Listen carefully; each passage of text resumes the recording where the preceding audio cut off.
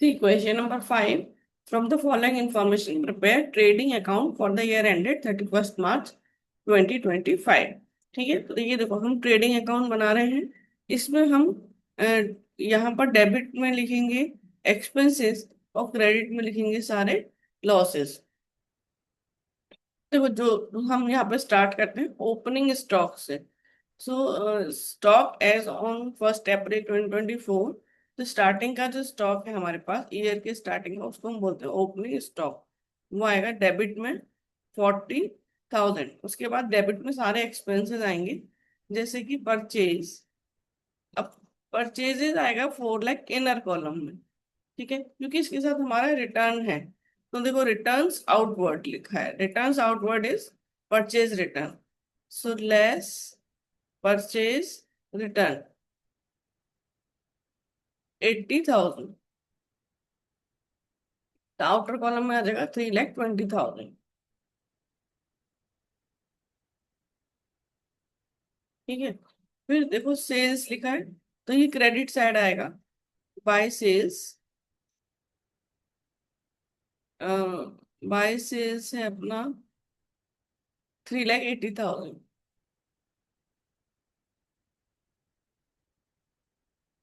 इसे भी हम इनर कॉलम में लिखेंगे क्योंकि इसके साथ भी सेल्स रिटर्न है। So less sales return, sales return, return inward is sales return. So 20,000।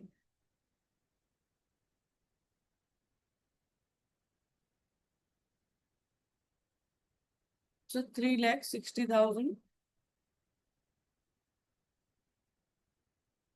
और इसके बाद देखो है कैरिज इनवर्ड। तो carriage inward is direct expense. तो हम यहाँ लिखेंगे टू कैरिज इनवर्ड। यदि कैरिज आउटवर्ड होता तो फिर यहाँ पर नहीं आता। 20,000। उसके बाद है वेजेस एंड सैलरीज। तो वो भी एक्सपेंस है तो यहाँ आ जाएंगे वेजेस एंड सैलरीज।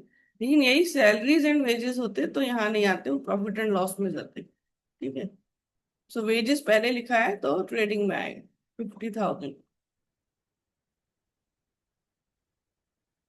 इस क्वेश्चन में जो मेन पॉइंट है या जो ध्यान देने वाली बात है वो है क्लोजिंग स्टॉक। देखो क्लोजिंग स्टॉक दिया हुआ है हमें 1,30,000। अब 1,30,000 दिया है और इसके नीचे दिया नेट रियलाइजेबल वैल्यू या market value of stock as on 31st March 2025 is 1,20,000। हमें देखना है कि कॉस्ट और एनआरवी, एनआरवी मतलब net realisable value whichever is lower. So 1,20,000 और 1,30,000 कंपेयर करेंगे तो विच एवर इज लोअर 1,20,000। वो लिख दिया हमने, फिर हम यहाँ पर क्रॉस प्रॉफिट निकाल लेंगे।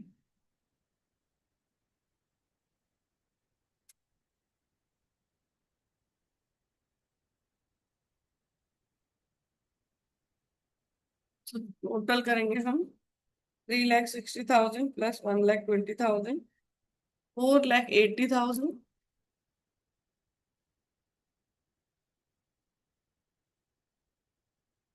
Minus 40,000 minus 3,20,000 minus 20,000 minus 50,000।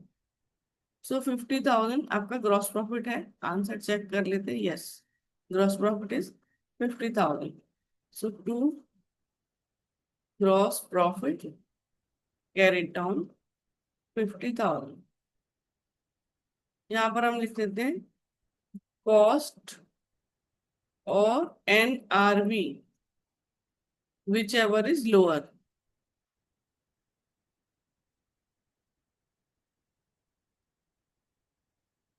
तो आप देखो 1,30,000 और 1,20,000, तो विच एवर इज लोअर। तो हमको लोअर वाला लेना है ना। तो हमने 1,20,000 ले लिया। Question type. See, question number 6. From the following information, prepare trading account for the year ended 31st March 2025. इसमें दिया हुआ है, देखो एडजस्टेड परचेज। तो एडजस्टेड परचेज का मीनिंग है opening stock plus purchase minus closing stock, और परचेज मतलब नेट परचेज, यानी परचेज माइनस परचेज रिटर्न। सो एडजस्टेड परचेज यदि दिया हुआ है तो ओपनिंग एंड क्लोजिंग स्टॉक का सब करके दिया हुआ है, तो वो हम फिर ट्रेडिंग अकाउंट में नहीं लिखेंगे। ठीक है। फिर है sales, closing stock, freight and carriage inward, wages and freight and carriage outwards. तो freight and carriage outwards, outwards वाली जो चीजें हैं मतलब फ्रेट एंड कैरेज से रिलेटेड, ये भी हम नहीं लेंगे क्योंकि ये इनडायरेक्ट एक्सपेंस है, और ये प्रॉफिट, नेट प्रॉफिट निकालने में लेते हैं। ठीक है, ग्रॉस प्रॉफिट के लिए out freight and carriage outward नहीं लेते हैं। तो सबसे पहले हम यहाँ पे देखो कहाँ से स्टार्ट करेंगे, to adjusting purchase.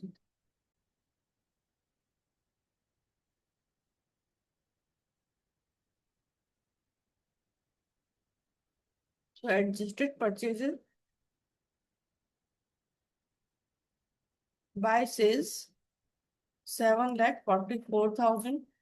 Closing stock दिया हुआ है लेकिन वो नहीं लिखेंगे क्योंकि एडजस्टेड परचेज है तो वो एडजस्ट हो गया होगा। Freight and carriage inward,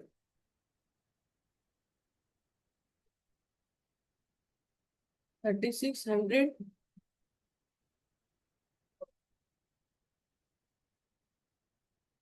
to wages 6,000। Freight and carriage outward नहीं लिखेंगे। ठीक है, अब इनके टोटल कर लेंगे और ग्रॉस प्रॉफिट निकाल लेंगे।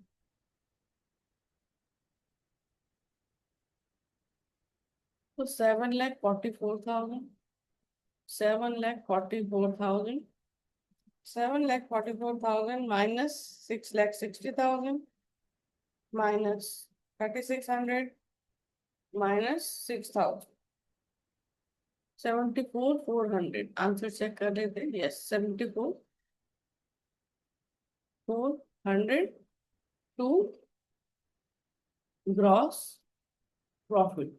इस क्वेश्चन में मेन पॉइंट था कि आपको फ्रेट एंड कैरेज आउटवर्ड्स नहीं लेना है, और एडजस्टेड परचेज दिया है तो ओपनिंग एंड क्लोजिंग स्टॉक भी नहीं लेना है। ठीक है। See, so from the following balances are in the trial balance of the firm as on 31st March 2025। तो देखो हमें opening stock, purchase, sales, returns, wages, factory expenses और at the end of the year closing stocks दिए हुए हैं। Prepare trading account of the firm. तो हम start कहाँ से करेंगे, ओपनिंग स्टॉक से।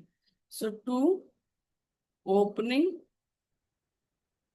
स्टॉक, ओपनिंग स्टॉक देखो हमें दिया हुआ है रॉ मटेरियल का। रॉ मटेरियल से 80,000 और 1,40,000,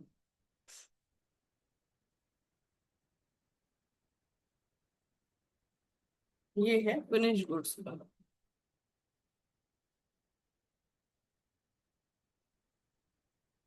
दोनों को टोटल किया, सो 2,20,000।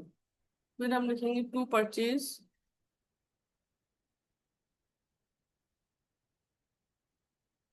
3,60,000।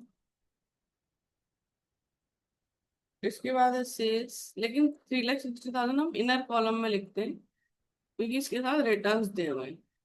ठीक है। फिर है बाय सेल्स,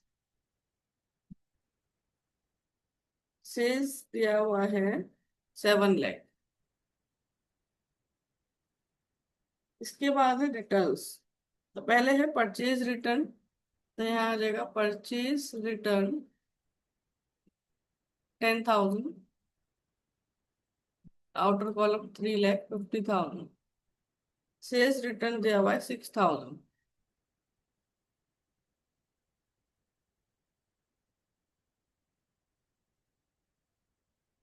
6,94,000। फिर वेजेस हैं, टू वेजेस 1,30,000। इसके बाद देखो है फैक्ट्री एक्सपेंसेस 90,000। फैक्ट्री एक्सपेंसेस यहाँ आते हैं, ऑफिस एक्सपेंस होते तो प्रॉफिट एंड लॉस में आते।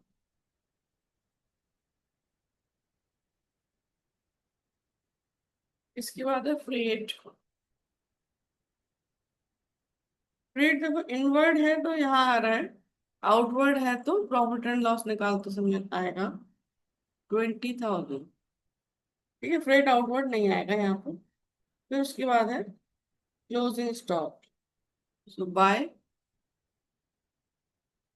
क्लोजिंग स्टॉक तो रॉ मटेरियल का दिया है 70,000 WIP, यानी वर्क इन प्रोग्रेस 20,000, और फिनिश गुड्स 1,10,000।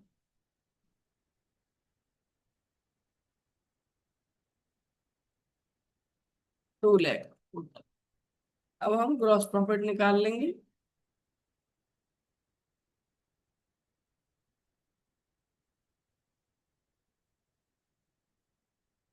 इनकी टोटल करते हैं, 6,94,000 +2 lakh, 8,94,000, minus 2,20,000, -3,50,000, -1,30,000, -90,000, -20,000, 84,000।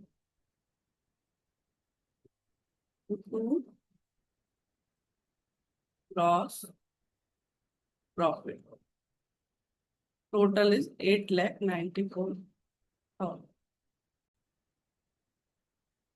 Question number 8, calculate closing stock from the following details. तो क्लोजिंग स्टॉक हमें फाइंड आउट करना है, तो हम वही ट्रेडिंग अकाउंट बना रहे हैं। To closing stock 20,000, cash sales दिया हुआ है, सो बाय सेल्स, तो कैश सेल्स इनर कॉलम में लिख लेते हैं 60,000। फिर लिखा purchase, so to purchase 70,000, credit sales दिया हुआ है 40,000, दोनों का टोटल 1 लाख। ठीक है, अब है रेट ऑफ ग्रॉस प्रॉफिट, तो ग्रॉस प्रॉफिट वो कितना दिया हुआ है, 1/3 gross profit on cost, cost का 1/3। तो देखो GP हमें दिया हुआ है 1/3 ऑफ कॉस्ट। ठीक है, लेकिन हमें कॉस्ट भी नहीं पता है क्योंकि हमारे पास क्लोजिंग स्टॉक नहीं है यहाँ पर, जो कि हमें फाइंड आउट करना है। ठीक है, तो अब हमने क्या करना है, ये 1/3 ऑफ कॉस्ट दिया है ना, तो इस कॉस्ट को हम 100 अज्यूम कर लेते हैं। Let us assume cost equals 100, तो GP कितना हो जाएगा इस पर, 100 का 1/3, सो 33.33। सेल्स कितना हो जाएगा, 133.33। ठीक है, तो जब देखो सेल्स आपका है 133.33, तब आपका GP कितना है, 33.33। लेकिन यदि हमें सेल्स तो दिया हुआ है ना 1 लाख, तो यदि हमारा सेल्स 1 लाख है तो हमारा GP कितना होगा। ठीक है, question mark. So gross profit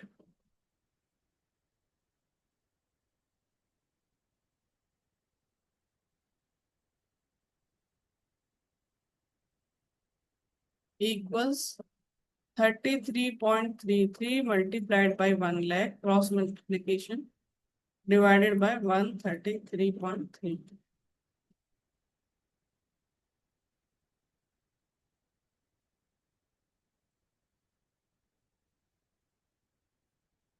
तो 25,000 आएगा आपको ग्रॉस प्रॉफिट। तो ये ग्रॉस प्रॉफिट हम यहाँ लेके जाएंगे 25 1000। अब इसकी हेल्प से हम क्लोजिंग स्टॉक निकालेंगे। That is balancing figure. देखो, 20,000, 70,000 plus 25,000, 1,15,000 minus 1 lakh. So 15,000 is closing stock. Answer. Answer is 15,000. Question.